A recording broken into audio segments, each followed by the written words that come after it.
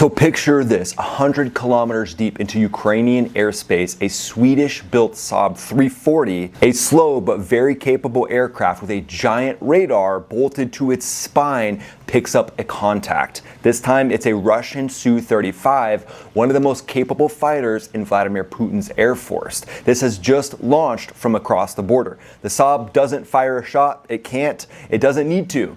It just watches, tracks, and quietly hands the picture over to a secure data link that goes to a Ukrainian F-16 that's waiting in position, hunting.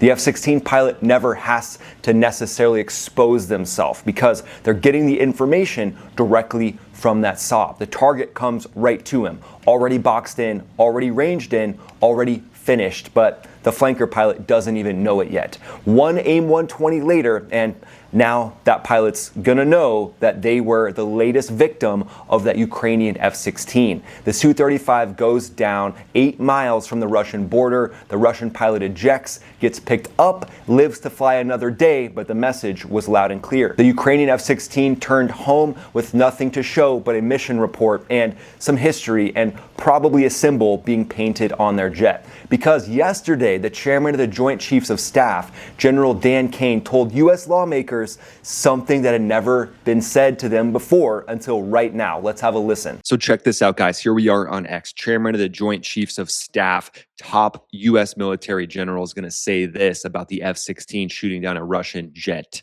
I'll note that recently we had the first air-to-air kill where a Ukrainian F-16 shot down a Russian fighter. Let's hear that one more time.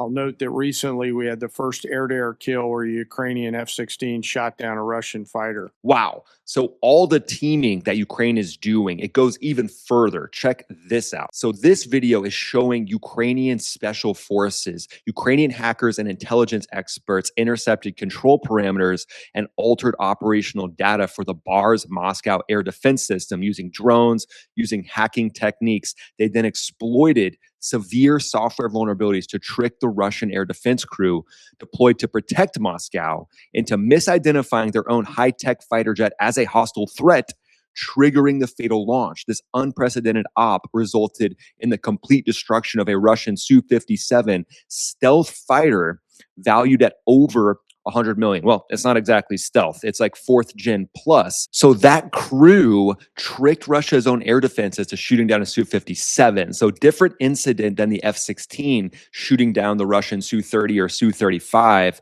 But it looks like right now Ukraine is fully crushing Russia's air force. And Russia's stunned. Russia doesn't know what to do, especially in a situation where your missiles get turned against your most advanced fighter jet. And that's exactly what Ukraine did. And these images right here are from July 23rd, showing the Russian Su-57 fighter jet crashed in Moscow.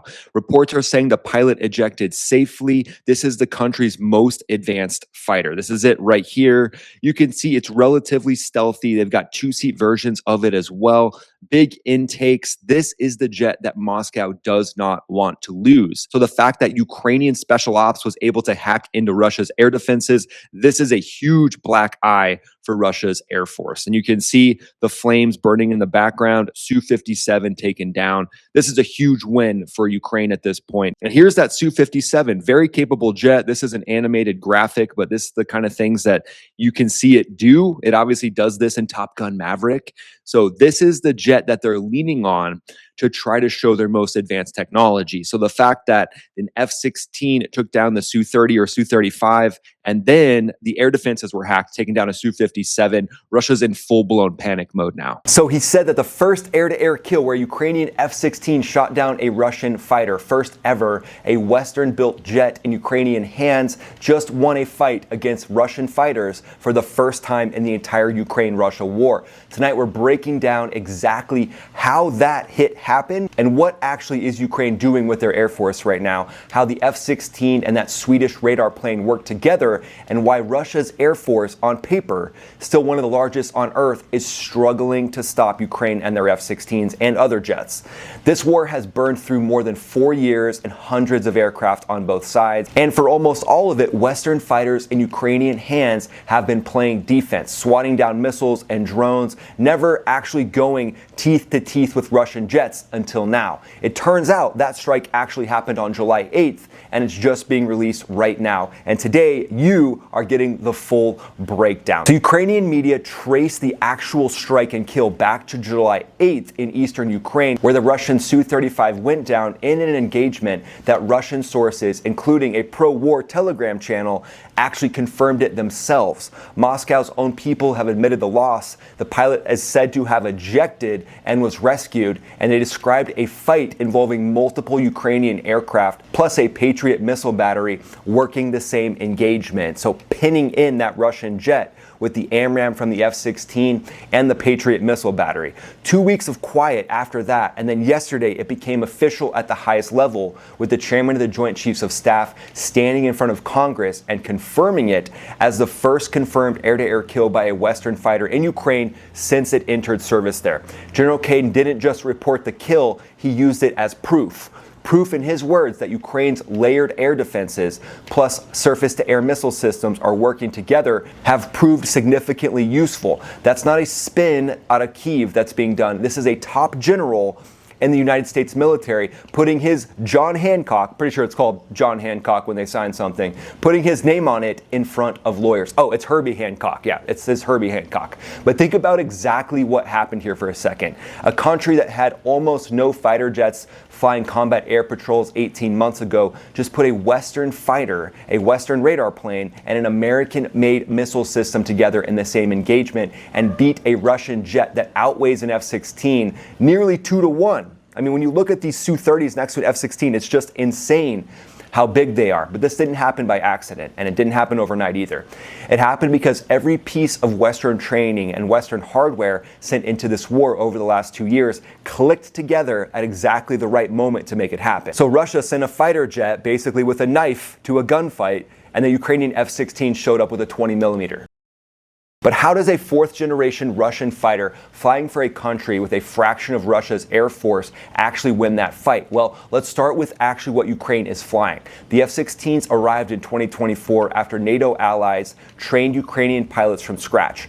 And for most of the last 2 years, they've mainly played defense, striking down drones, intercepting Russian missiles, limited early on by missile shortages that kept them from doing much more than that. That's the part worth sitting with. Ukrainian F-16 pilots were flying one of the best fighters on the planet and using it almost entirely to shoot down cheap Shahed-style drones and cruise missiles because that's what the available missile stocks and the tactical picture allowed for. Ukraine is currently believed to be operating around 39 F-16s. They have had 3 of them lost, and Belgium is sending 7 more this year with a commitment to eventually hand over its entire 43-jet fleet and move to F-35s. President Zelensky has repeatedly called the F-16 one of Ukraine's most important tools against Russian air attacks, and this targeting and termination of the Russian jet is exactly why. It just proved this jet can do more than knock down cruise missiles and cheap drones. It can win a fight long range, close range against a heavier, longer range Russian fighter. Here's the piece nobody's talking about, and to me this is the key behind this targeting chain. The Saab 340 Airborne Early Warning, AEW&C for you acronym lovers, Airborne Early Warning Control Systems. Sweden handed Ukraine 2 of these. Not a fighter, not glamorous, just an airframe with a massive radar bolted to the top of it, and that radar can track targets 300 to 400 kilometers out or more, and they link it directly into Ukraine's F-16s and Mirage 2000s over the NATO standard Link 16 network. What that means in practice, the F-16 doesn't have to go looking for a fight anymore. The fight is a clear picture in front of the fighter pilot. The Saab finds the target first from well outside the threat ring, hands the F-16 a firing solution, and the F-16 shows up already knowing exactly where to point the nose and when to pull the trigger.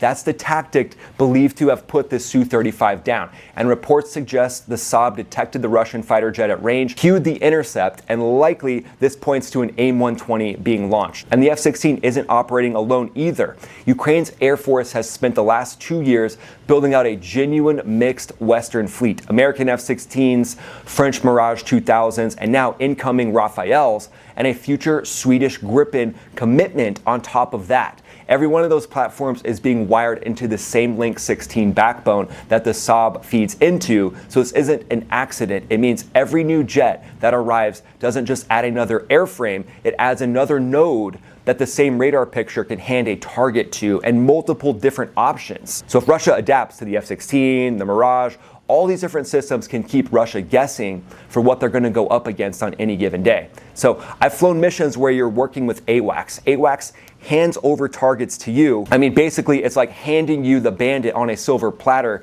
telling you exactly where they are and exactly what their tactic is and how they're maneuvering at the time, which gives a huge advantage to you as an F-16 pilot, F-15 pilot, or these Ukrainian F-16 pilots.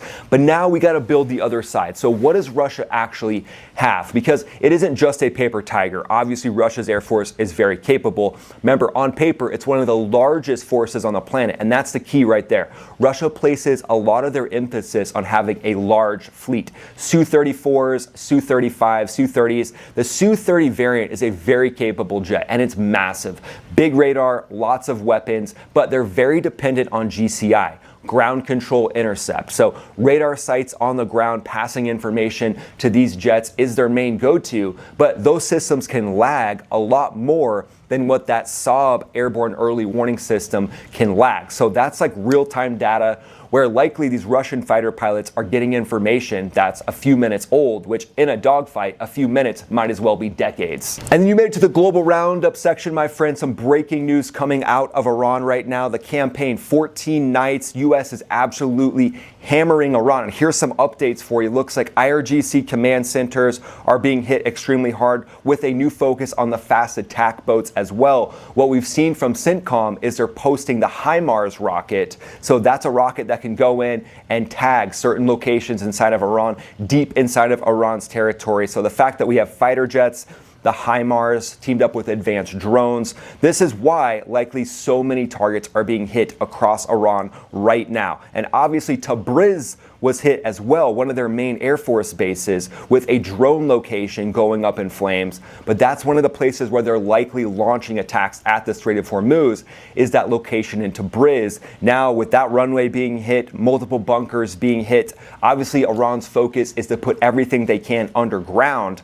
And now the US military is absolutely crushing the underground facilities. And what CENTCOM has been saying for these last 14 nights of strikes is that the US military is systematically eliminating Iran's ability to threaten shipping in the Strait of Hormuz. And President Trump saying that the Iranian regime is going to pay $2 billion to actually restore the cargo tankers that they have hit. And then Iran fired back with their rhetoric, as they do, saying that that'll never be the case. They'll never pitch in to help repair the ships that they blew up with their $1,000 drones. I mean, at this point, it's so easy to target ships in the Strait of Hormuz. It's like you're dealing with teenagers. And that's why the US military is speaking to Iran in a language they can understand, because this is the only language that they've shown capable of understanding. So we'll see how this plays out, and I'll give you guys a full update coming up on a live stream, probably do that live stream tomorrow.